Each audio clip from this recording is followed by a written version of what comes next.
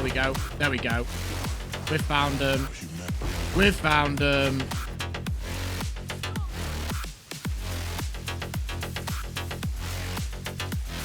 Like, that's a boss. Getting deleted. Happy New Year, folks. This is an updated guide for my Energy Shield Lightning Ranger build that we've been working on together to push through the endgame.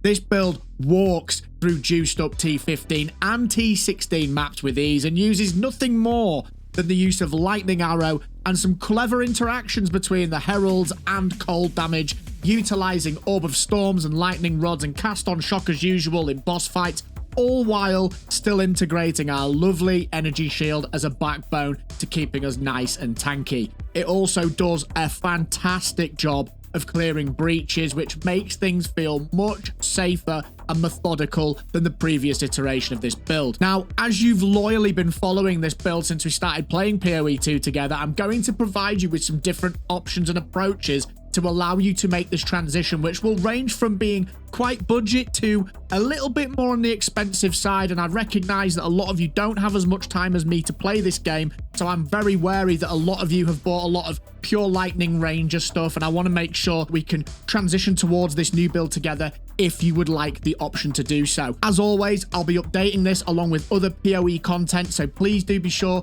to drop the video a like and sub to the channel to keep informed. And before we start, huge shout out to the Phase Shift community for bringing some awesome energy during the New Year's Day stream during my hour of need.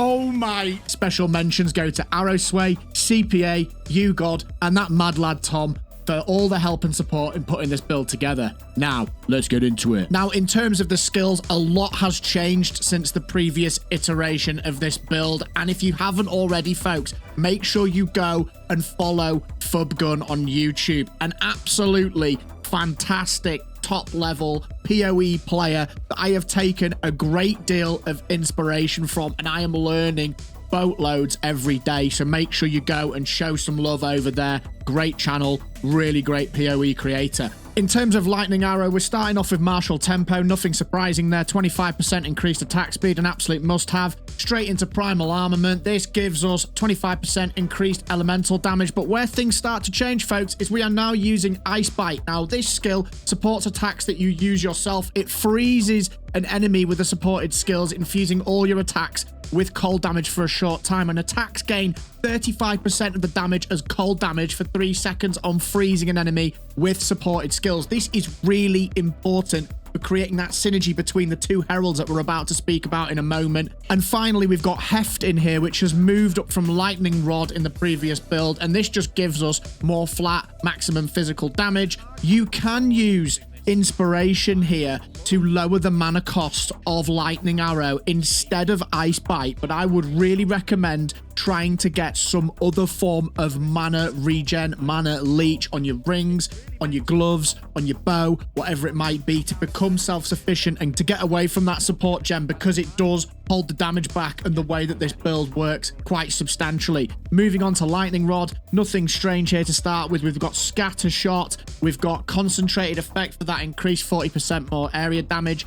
We've got Close Combat, which means we do 25% more damage when we're within 1 meter of an enemy, which is great against bosses, and that's where we're primarily using this now. And now we've got Rising Tempest in here, which just means that we deal 12% more elemental damage for each skill recently used of a different elemental type. It just buffs things up that little bit more. In terms of Orb of Storms, we've got Chain. This just means that our lightning rods are chaining more often when we are slamming them down on bosses, which puts more damage out, which is our main source of damage. Really important there. Overabundance, which lifts the limit of how many times things can be used. So in this case, we've got 2 Orbs of Storms rather than the 1, which is really, really nice. And of course, on top of that, we've got Persistence, which means that the skill has 40% more skill duration, which means that's just going to stay up longer and let us put more damage out during that window. Finally, we've got Unleash here, and what this effectively does is it gives the spell a recurring effect when cast.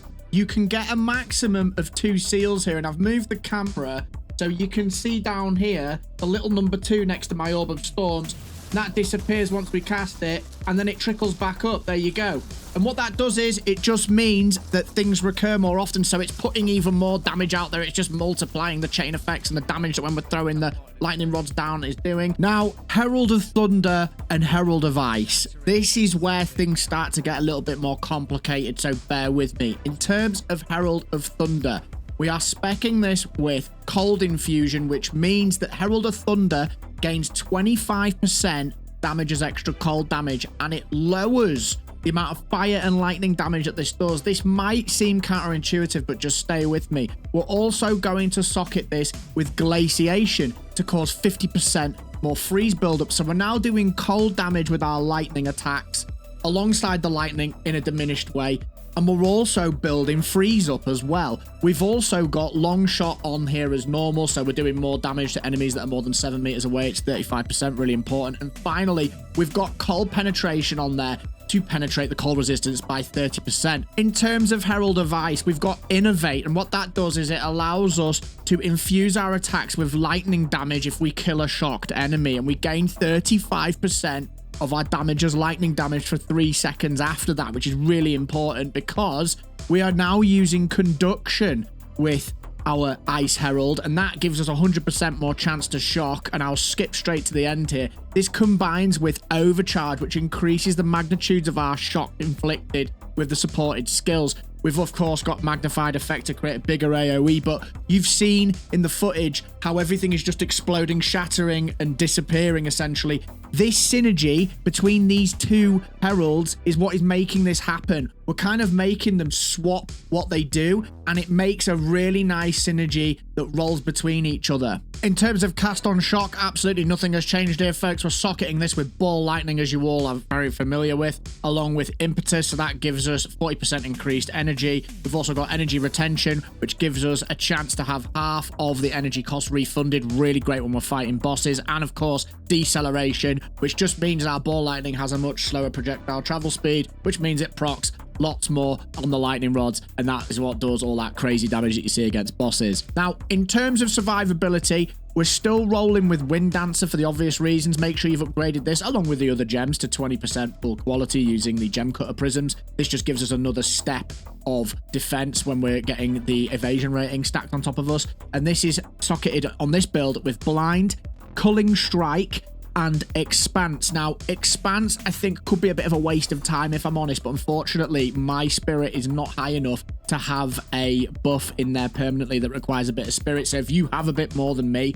then you might want to make sure that you are putting something like Cannibalism or Clarity in this for mana reasons or for life regen, whatever you want. And then, of course, we've got Grim Feast in here. This is what keeps our energy shield up. It allows us to kill enemies, pick up the cores that they drop, and it doubles our energy shield. So if you've got 1,000 energy shield, Grim Feast will allow you to overstack to 2,000. This is so effective, and when we go through the items, there are some interesting interactions that I will go over to help you decide whether you want to go full tank or kind of in the middle, or if you want to go a bit more glass cannon-y. I'm also using Blink. This is not mandatory. It's just a nice quality of life choice to have, and you need to use your passive tree, and you also need a particular shield and a wand of some description with some certain stats on that I'll go over later in the video, along with some passive choices. But this is just really great for mobility. If you are interested in using this, I've socketed it with Ingenuity to increase the cooldown recovery rate, and I've also socketed it with Arcane Tempo just to increase our cast speed with this a little bit more, which stacked with the passive choices as well. Now, in terms of the play style, this build is very straightforward. All you will need to use when you are running around mobbing on a map, killing elites and killing packs, is just Lightning Arrow. Literally, that's all you will need to do. If you've built this right, just Lightning Arrow, Lightning Arrow, Lightning Arrow. It will take out absolutely everything with no problem at all when it's up towards the top echelons. If you're on a more budget one, you might need to use lightning rods a little bit more, but that leads me on to this point. I'm at a point now where actually I don't even think I need to have cast on shock on when I'm running around the map, and that will allow me to use Cannibalism, to use Clarity, all that good stuff on my spirit skills. But if you're in the situation where you're still lacking a little bit of damage, the cast on shock might still help you, and you might still then use Orbs of Storms and lightning rods. In terms of killing bosses, there are a few little nuances to this as well. If you want the absolute best of the best results here, you really need to invest in a Thief's Torment Emerald Ring. Essentially what this does is it gives us mana on hit, and it also gives us life on hit. It just lets us sustain throwing as much damage out as possible without running into mana issues. Fully aware though, folks, that not everybody has the pleasure and the privilege of having this ring. All I will say is it is still possible to do insanely high amounts of damage with this setup, but you will run into mana issues and you may need to kind of do a couple of passes on the boss, and that's not optimal, but it still works. And it was only recently I got this ring myself and it still works out. In fact, what I will do is I will put a bit of footage over what I'm saying now, and you will see where I was trying to create some footage for this video. I actually accidentally didn't put the ring on thinking I had, and then I wondered, why is the boss not died quicker? And I was looking thinking, why is my mana run out? And then I realized I'd actually not put the ring on, and that was why we didn't get the payoff that we were looking for. But that shows you that it is still possible to do insane amounts of damage. You just need to be a little bit more mechanically aware. Now, in terms of the passives, I'm going to keep this short and sweet as usual, but if you want a full detailed breakdown of this, it is in the Mobalytics link in the pinned comment. And a little aside to this point, I've had some people say they wish that I would spend more time talking through the passive choices. Can you please sound off in the comments below and let me know your thoughts on this? I feel like it takes too long. Personally, I feel like it makes the video about 10 minutes longer than it needs to be, but I am happy to do that if you would want to in future videos. Just let me know your thoughts and opinions down there, folks. What I will do is go over the key changes from the previous video. If you've been following the energy shield setup from just before Christmas, this is a continuation of that. I will highlight the areas that we have changed. So, as always, Deadeye, we've got all 4 of our sets of skills going along the tailwind section and the multiple munition section. That's pretty self-explanatory. The things that have changed since the last video are as follows. We have moved up here and we are now taking this section. We've taken the cold pen here, we've taken the cold pen and the lightning pen here from Stormswell, we've taken the elemental node for the magnitude of chill and shock, and we've taken unbound forces, which increases the duration of chill, increases shock duration, and increases the magnitude, which is incredibly important to get that Herald synergy with the lightning arrow as well going, which is really important. And also, we've moved up here to get our projectile damage, projectile damage, projectile damage, and projectile speed and damage. This synergizes really well down here with our feathered fletching. I haven't taken this area of the skill tree away. A lot of people have. I've been looking at other people's builds and whatnot.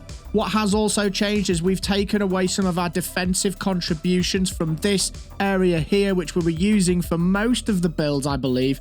We've taken it away because it's just not necessary anymore. We wanted to free up some space to do more damage, essentially. So I've taken away all of these nodes here. I've taken away all these nodes up to here, and I've also cut this corner off, and we've made our way down here instead to take this tree here.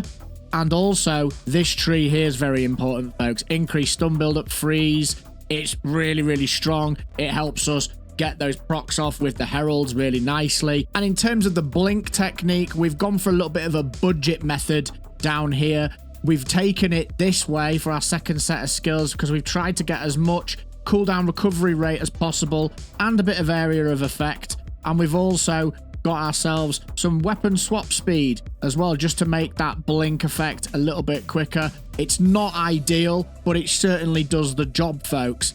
And I've made these choices quite deliberately. I've not taken a lot of things away because I don't want people to feel like they have to change absolutely loads of their skill tree. I've made measured small tweaks from the previous video, so this feels like a continuation again. I'd really appreciate it if you could let me know if you're happy about this approach, because I could just completely rehash it if you want me to, but I really am aware that everybody's just had a Christmas break, has probably put the hours in that they can, and the last thing they want if they're following these build guides is to walk in from a day's work and see that Phase Shifter's done the next issue of the guide and there's just nothing there that was there before. Let me know in the comments below and I will listen to what you say. Now, in terms of the gear, there's one really important point to get across before we go any further, and that is you need to make sure you have enough flat cold damage output in this build to make those lovely shattering rolling procs occur and that beautiful synergy that we've talked about throughout the video. So what I'm going to do first and foremost is I'm just going to go over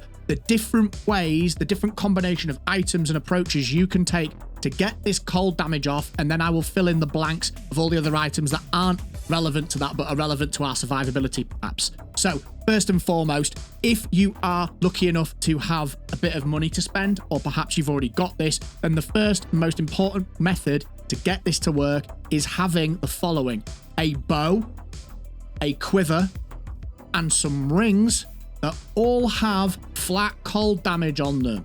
This really easily solves the whole issue that you can have getting this to proc. You can see here I've got a cold damage, flat cold damage ring here, and a flat cold damage ring here. These together, along with the bow and the quiver, would work really nicely. The other thing you can do, and this is a little bit expensive, I will admit, is get Essence of the Mountain anointed on your amulet. What that does is it gives us 5% of damage as extra cold damage and gives us 20% increased freeze buildup. This is not cheap, folks. It costs approximately despair, ire, and suffering. Suffering is not cheap, so I am not expecting everyone to be able to do this, but that is okay, because what we can do is we can look at other methods to achieve this. One method that you can approach is you can try and get your hands on, a Pulsar ring. Probably butchered that. And why this ring helps so much is it has 22% increased cold damage, which synergizes beautifully well with all those skills that we went over at the beginning of the video and any other flat cold damage we have on our character. And then this also helps a lot. Enemies chilled by your hits can be shattered as though frozen. So it's just allowing us to get a little bit of a cheat code in there in terms of how our build interacts with what's going on. And you can place this on one of your ring slots alongside something like a pair of gloves that look a bit like this. And the reason why I'm showing you these ones is I actually had a pair that I gave away to the same Phase Shift community member yesterday off stream. These ones that I had flat cold instead of the fire, but they were very similar to the ones you're looking at on the screen. They've got the Pulsar ring and they've got these gloves on along with the skill choices that we're looking at here today. And that is enough for them to get started with this build and get the shattering, exploding, rolling effect going. And this would be the approach you could take if you are still rocking our old lightning damage bow. Don't try this if you don't have a lightning damage bow, folks. And this is the approach you can also take if you're still rocking our old lightning damage bow that we've been using for the previous build. Now, I'm going to go over each of my equipment slots and talk a little bit about the options that you've got there. Starting with the bow, we've got flat physical, flat cold, a bit of attack speed, and a bit of life per kill. Other things you might want to get are obviously as much physical damage as possible. Projectile levels is really nice. Mana leech is really nice. Just get as much flat damage and as much flat cold as possible though, folks. That's your first calling point. It'll work really nicely without all the other stuff. And then our quiver, we have got flat cold, flat physical, attack speed, as much of those as possible. We've got increased damage with bow skills, and you want to get as much dex as possible on this, because with our quiver passives giving us 80% increased quiver effect, that's just really, really strong. And if you can get any jewels on your passive tree that give you quiver effect as well, that's also really, really strong. In terms of the boots, I've got 25% movement speed boots with some life and mana and some increased rarity of items found, along with some chaos resist. Now, I would be using these boots here, which are 35% increased movement speed with much better stats in terms of the resistances, but I'm just really struggling for chaos resistance at the moment, so that's why I've made this choice at the moment. But both sets of boots work really nicely. Obviously 35% increased movement speed is this, but at the moment I don't have that privilege, so I've got a bit of a jigsaw going on here as well, folks. You can sort of see live in the flesh what I'm trying to do. And in terms of the belt, I've got a lovely belt here, 158 max life along with triple res. If you could get this with chaos on instead, probably even better to give you a bit more freedom with the other items, but this is the way to go. Moving on to the gloves now, these are absolutely not mandatory, but Hand of Wisdom and Action are incredibly strong for this build. 3% increased attack speed per 25 dex and 1 to 10 lightning damage per 10 intelligence. It is absolutely ridiculous how much these increase your damage by. The only caveat being it's incredibly difficult once you put these on to start filling in the blanks of your resistances, so just be careful there. Like I said earlier in the video though, these are not mandatory. You could get a pair of gloves just like this, but with some flat cold, very similar to these, and still have an absolutely brilliant time. If you can get attack speed on them, great as well. If you can get some mana or life leech, whatever, also really effective. So don't worry if you can't get your hands on these, but these are a really nice way to go. In terms of the helm, I've got 155 life, 155 mana. I've got increased rarity to item found and dual res and some dex. Again, this is not a slot that is absolutely nailed on. I'd actually recommend perhaps trying to get energy shield on here as well to boost up our flat energy shield for our Grim Feast. But again, it's not essential. You can play around with how tanky you want to go. And on the note of being tanky, this helm here at Xeri's Disdain is a really fun one to use if you're looking for some more survivability. It gives us 33% of our maximum life as extra maximum energy shield. Just watch what happens to my energy shield if I put this on. Jumps up to 1,464. It does at the moment leave some holes in my defenses, which is why I don't always use it. I actually switch it around a little bit just depending on what the maps are looking like and how juiced they are. But what it does allow you to do is I nearly get 3,000 energy shield now when I'm using Grim Feast. So it's just a really, really strong choice. I would recommend going on the trade website and taking a look at how much you can get one for and buying one if you can get a deal on them. It's a really, really nice thing to have in your gear arsenal. But at the moment, I'm just staying with this because it's also given me a nice chunk of resistance along with the rarity of item. In terms of the rings, mine are a little bit higgledy-piggledy. There's a British saying for you there. At the moment, I've got flat cold on one of them, along with some life and some all res. And I've also got on the other side a really nice high lightning damage ring with some increased rarity and all res on there. I'm okay because I've got so much flat cold going on elsewhere. If you needed to, you could swap this lightning one out and go for some more cold damage to get things rolling. I find this just works better at rounding my build off, keeping the damage numbers high as well, along with the rarity of items, keeping it around 100.